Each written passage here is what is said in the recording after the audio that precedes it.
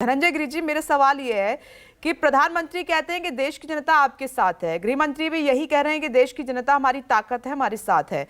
लेकिन मैं सवाल ये पूछ रही हूँ कि अगर जनता साथ है आपके, तो फिर हिमाचल क्यों हार गए आप, पंजाब क्यों हार गए आप, दिल्ली में क्यों नहीं आ पाए आप, राजस्थान क्यों हार गए आप, छत्तीसगढ़ में क्यों नहीं है आप, बंगाल में क्यों नहीं है आप?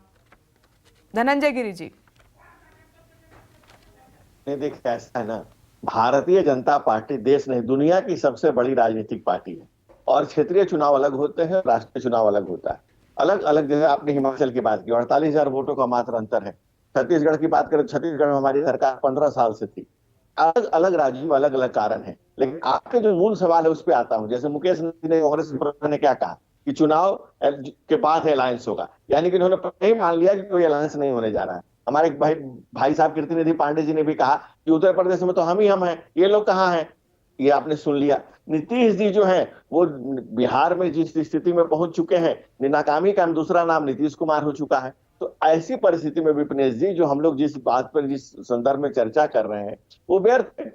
पूरे भारत की जनता के, भारत के भवितव्य का लालित्य जो है वो बिहार की नहीं, पूरे देश की नहीं, पूरी दुनिया की जनता जानती है कि भारत जिस रफ्तार से विकास कर रहा है, जिस तरह से गतिमान है, आबाद और निर्बाध गति जिस तरह से बढ़ते जा रहा है, बिहार देश की जनता पूरी तरह से इंटैक्ट हमारे साथ खड़ी है। और जो आपने कहा कि अभी 3 चुनाव हो रहे हैं, ये ट्रेलर भी चलेगी और फिल्म भी हमारे ही पक्ष में आएगी। गिरि जी, आती हूँ, अब वक्त भी नहीं है, आपने अपना जवाब रख लिया। संजीव, जो कांग्रेस के प्रवक्ता कह रहे हैं इस बात को माने, और अगर यही सच है तो फिर ये लड़ाई कैसी होगी 24 में कि चुनाव से पहले अलायंस नहीं, बाद में होंगे, देखते हैं सब अपनी अपनी ताकत के हिसाब से चुनाव जीतेंगे, फिर इकट्ठा होंगे।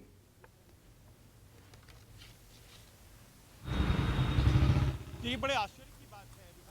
अपनी रणनीति का खुलासा देखिए हमारे टीवी चैनल पर ये विपक्षी दल कर रहे हैं और कह रहे हैं कि फिलहाल तो गठबंधन नहीं, लेकिन चुनाव बाद हो सकता है कि हमारे बीच गठबंधन हो। अरे चुनाव जीतेंगे तभी तो गठबंधन होगा ना, ये तो बड़ा स्पष्ट हो जाता है। दूसरी बात ये है कि देखिए मामला चाहे वो शुरुआत होती है बीबीसी से लेकर के जेपीसी तक की, ये तमाम ऐसी बातें हैं। एक नैरेटिव और बिल्ड हो रहा है और वो नैरेटिव ये है कि क्या विदेशी ताकतें हैं जो हमारे देश और उसकी सरकार और वहाँ के प्रधानमंत्री को डिस्टेबल करने की कोशिश कर रही हैं। वो लालयित हैं कि हम डिस्टेबल हो जाए।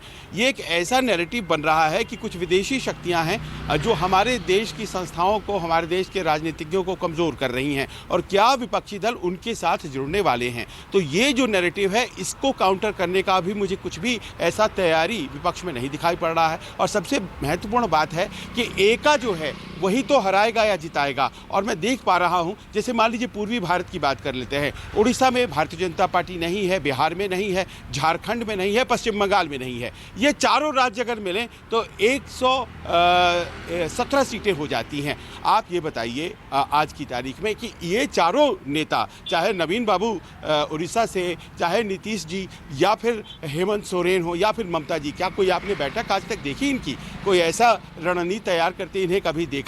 छोड़िए कांग्रेस की बात, इनके आपस में भी नहीं है। तो ऐसे में जाहिर है कि अलग अलग रह करके भारतीय जनता पार्टी को कम से कम आने वाले 1-2 सालों में इस तरह से टक्कर तो नहीं दी जा सकेगी। जी बिल्कुल सही कहा संजीव आपने। बहुत बहुत शुक्रिया आप तमाम मेहमानों का ब्रेकिंग विद एजेंडा की चर्चा में शामिल होने के लिए। सवाल अब भी यही बरकरार है कि क्या विपक्ष का बिखराव बीजेपी की एक बार फिर से बड़ी ताकत बनेगा या फिर 24 आते आते विपक्ष की एकता नजर आएगी? देखते हैं, आने वाला वक्त बताएगा। एक छोटा सा नमस्कार, मैं हूं मानक गुप्ता।